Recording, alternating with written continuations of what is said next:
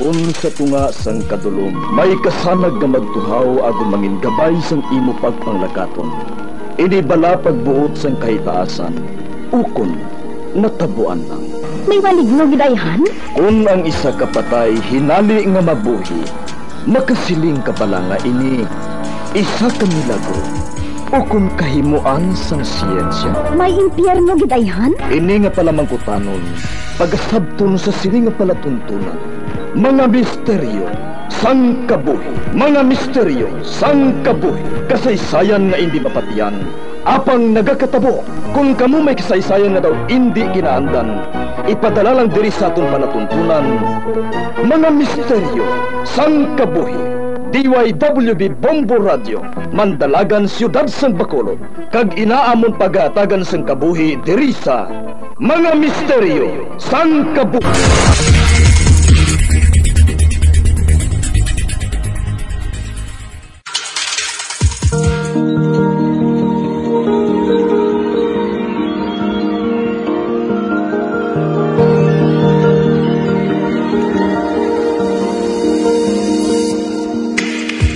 Karon sa pagsugod sa aton bag-ong nga sugiranon di sa aton palatuntunan, Mga Misteryo sang Kabuhi.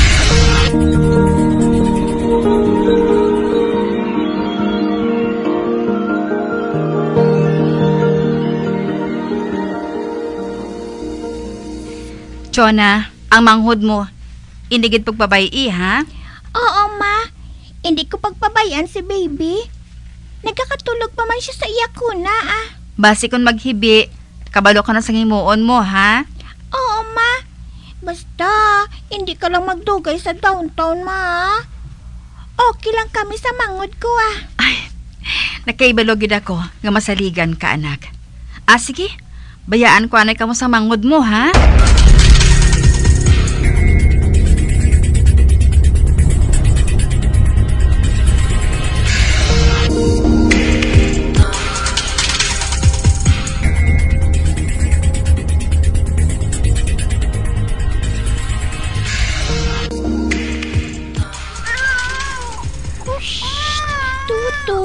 Tuto, ipos na. Nagkatimpla pa ako balas ang gatas mo. Nan, ari nang imo bibiron, oh. Didi na. Ay, salamat. Kindidi dayo niyang gatas sa bibiron. Wala ni siya nagkibi. Ba? May nagbukas ng pwertahan? Sino ba? Chona, anak? Papa? Ikaw, Gid?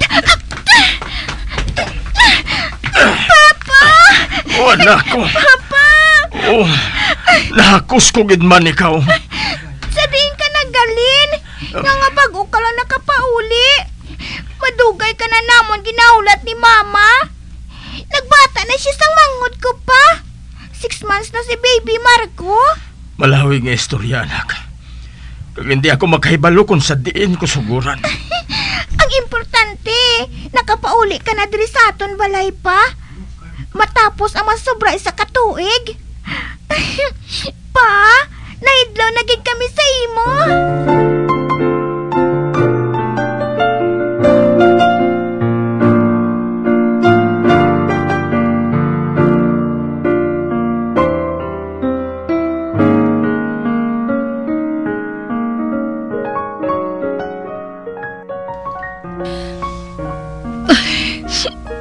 Nga bago ka lang nagpauli, Marco.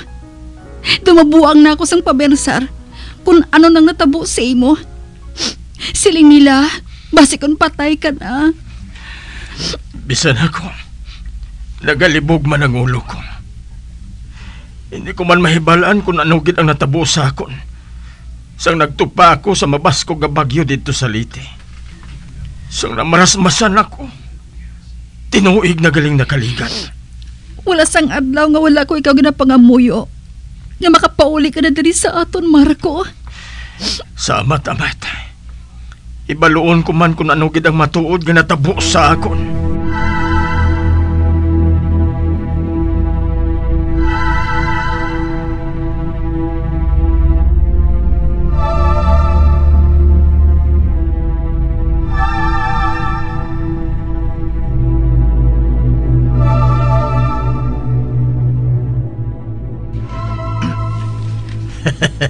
Aba, kagwapo gali isang junior ko. Hidlaw-hidlaw gid si Papa sa inyo ba? Aring kiss ni Papa ay ari pagid kaulumol si imo nga bata ka. Nalingaw ko gisang bantay sa junior mo, ha? Amak mo nga daw sa ano bala? Isang ginbayaan ko kamo para nga mag-ubra ko sa liti. 2 pa lang siya kabulan sa tiyan mo. Wala pa man lang ganin nato na hibalaan kung bala lalaki siya o kung babae. Apang subong, ginadugsing ko na siya. Kag malipayon man si Chona nga nag-eskwela. Nahimos ng pensar niya nga nakapauli ka na gidman. Basay luha ko.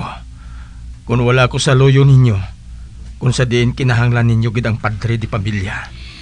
Basta kompleto na kita. Malipayo na kami sa mga anak mo, Marco.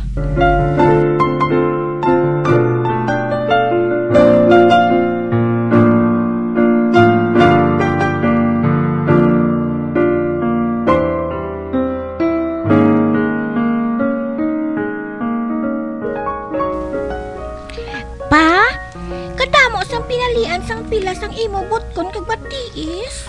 Gani man anak.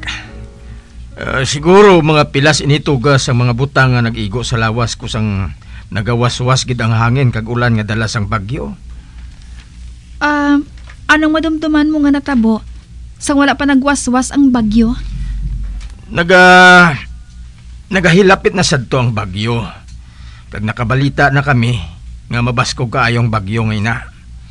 Ginpauntat na gani sa ngamon porman ang construction Kagin papauli kami anay sa amon mga pamilya. Hindi ba lang nga nakatawag pa ako sa imo nga mahingagaw ako pauli? Kung pwede pa ako makabiyahe sa barko? Aba, oo. Amo ato nga nagpaabot kami nga duwas ang anak mo sa imo. Wala na ako makaabot sa ulihi nga biyahe. Nakansel ng tanan nga biyahe sang barko Ang ginimo ko, nagbalik na lang ako sa amon ginatiniran sa construction site. Amo bala? Makaluluoy ka man pa. Kami diri sa Bacolod. Naglinupad man ang aton atop. Nagahibi lang kami nga nagahibi ni Mama. Kay wala ka. Ang dumdum ko gani kung mahulugan ako sa nervyos nagsalig lang ako sa mahal nga Diyos, Marco.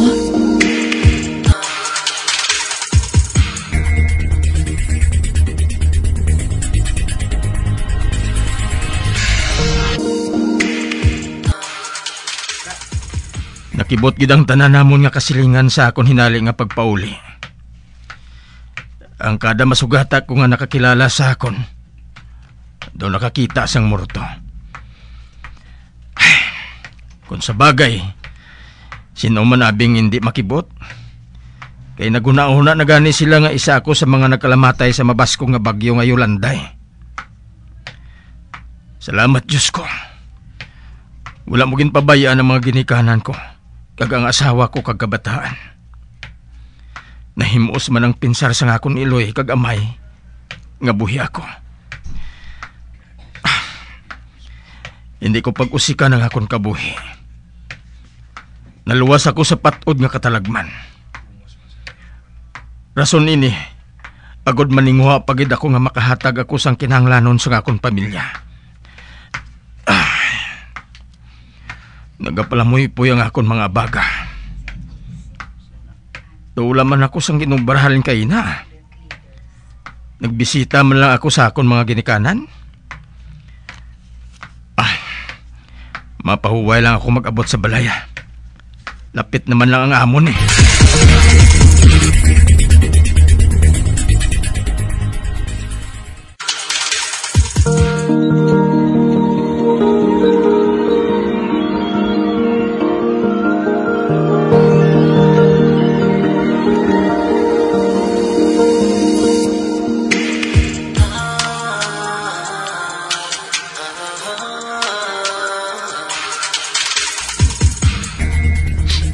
Abaw, daw ka namit sa sanggin luto mo nga laswaga. Siyempre, para mas ganahan kapagid sa pagkaon. Salamat. Madula ginidayon ang kakapoy sang lawas ko tapos ko higop sang sabaw mo. Ginlakat mo lang pakadto sa mga ginikanan mo, haw? Nagsakay ako sa jeep siyempre. Pero sang nagapauli na ako, ginlakat ko na lang halin sa palanaugan sang jeep pakadto dire. Samtang nagalakat ako, nagpalamoy-poy ang akong mga abaga. Wala man ako sang mabugat nga ginbitbit. Tinapay man lang ni Chuna nga ara man lang sa gamay nga puyo. Ang maayo pa, iplastar ko na lang nga danang lamesa para makapanyaga ng kita samtang tulog pa si baby.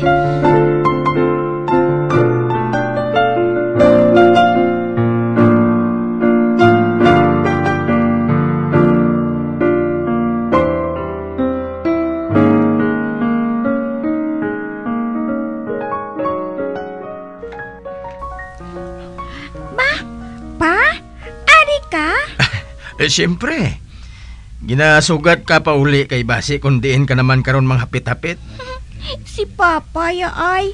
Babatian ka gani sa mga friends ko, Sunlugon gid nila ko. Joke lang, Kay balogid ko nga butanan ka nga bata, Nahidlaw lang ako magsugat sa imo sa eskwelahan. Dali na. Mapauli na kita. Kaya nagahulat si mama mo kag ang manghod mo sa balay.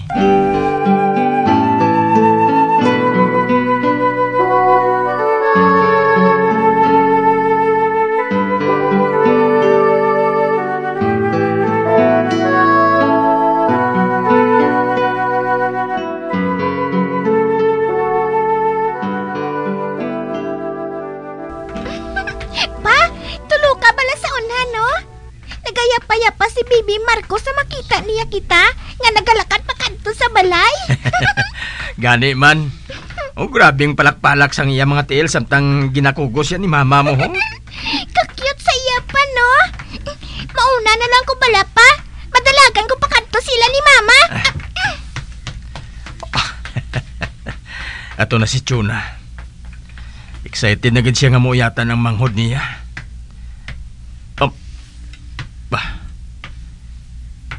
Daoy nalit naman nga nagbugat ang lawas ko. Ano ni man? Amo man sining kabugat nga ginabatyag ko sa nagliligad yung mga inadlaw. Daw may nagakabit sa akon nga mabugat. Malapit na lang ako sa balay.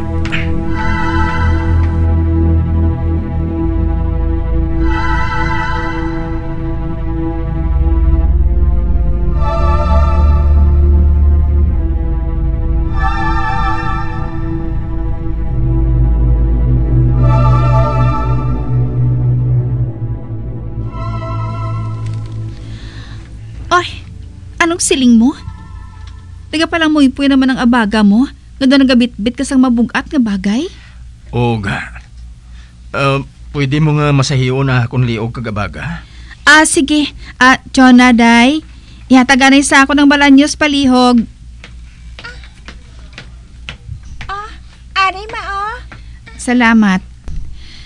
Banyusan ko ang liog ng mga abaga ni papa mo. Kinaga pala mo ipuy sa kakapoy. Sino man abing hindi ka po yun, ma? Kay duwa ka bata ang nagakabit sa mga abaga ni Papa kaina? Ha? Anong siling mo, Chuna? May duha ka bata ang nagakabit sa akong abaga? Oo pa! Nabalikdan ko kamo nga tatlo. Samtang nagadalagan ako kaina pakadto sa ilan ni Mama. Natingala man gani ako Kung diin sila maghalin, kay duha man lang kitang nagalakad kaina. Ano?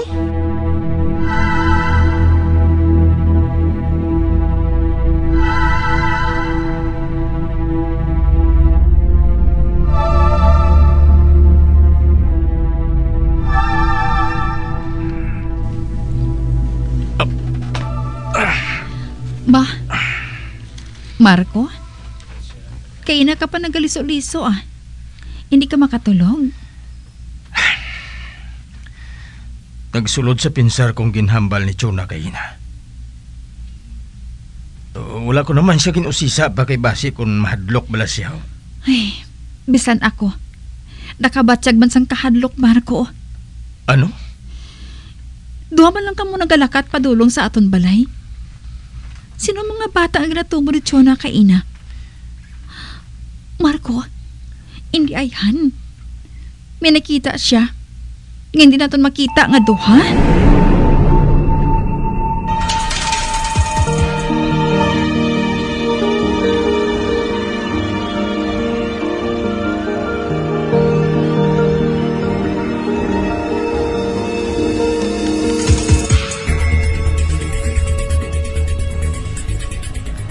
Chuna, anak, may ipamangkot ako sa imo.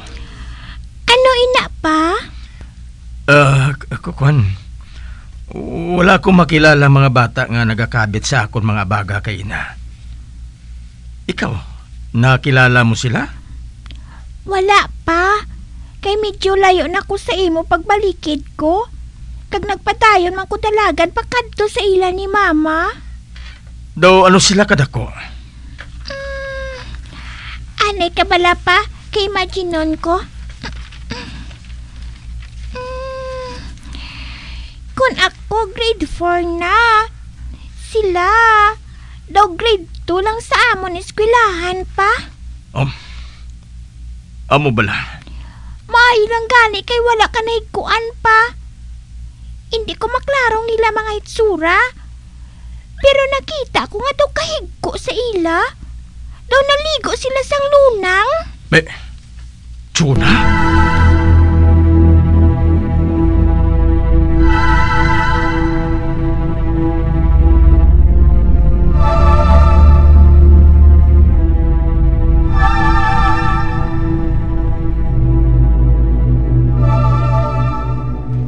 Pre, kamusta ka na, pre? Nabalitaan ko nga nagpauli ka na. Ari pre. Do hindi pagid klaro sa akon kung nga wala ko sang madumduman kung paano ako nakaluwa sa trahedya nga to. Nagainula na sad to. Tungod na cancel ang tanan nga trip sang barko. Nagbalik ako sa akong ginadayunan. Sa kakapoy siguro natulugan ako. Kag pagbugtaw ko, dulom ng palibot. Daw nagalutaw na ako sa tubig. Kag hinali lang, may matig-a nga bagay nga nag-igo sa akon ulo. Wala na ko dayon makahibalo sang masunod nga mga hitabo. Swerte mo lang gali, pre, kay nakasurvive ka. Sa balita namon, kadamo gid sang ginbawian sang kabuhi tungod sang bagyo nga Yolanda mo. Amo gani, pre. Pagbuot ini sang Ginoo nga makapauli ako sa pamilya ko. May nagtatapto sa inyo sa liti, pre? Amo man ang pamangkot sang pamilya ko sa akon. Apang wala ko sang madumduman. Nakamarasmas na lang ako nga nagadalos-os na ako halin sa mataas nga bahin sang bukid. Ay, tuod ka, pre? Pre? Okay ka lang, pre? Doon nagapalang lapsi ka, ho? Pre, inali lang naghuot ang dugan ko. Nabudlayan ko maginawa. Hindi. Malayan ni, pre. Dalon ko ikaw sa ospital sa Munggid.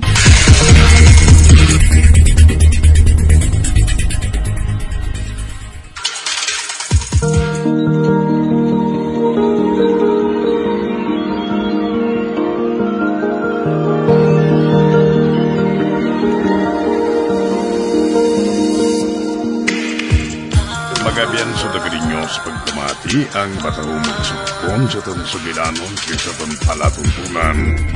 Mga misteryo sa kabuhi. Number 1! Bombo Radio Philippines. Patuloy na number 1 sa drama. Mas Paradio Bombo!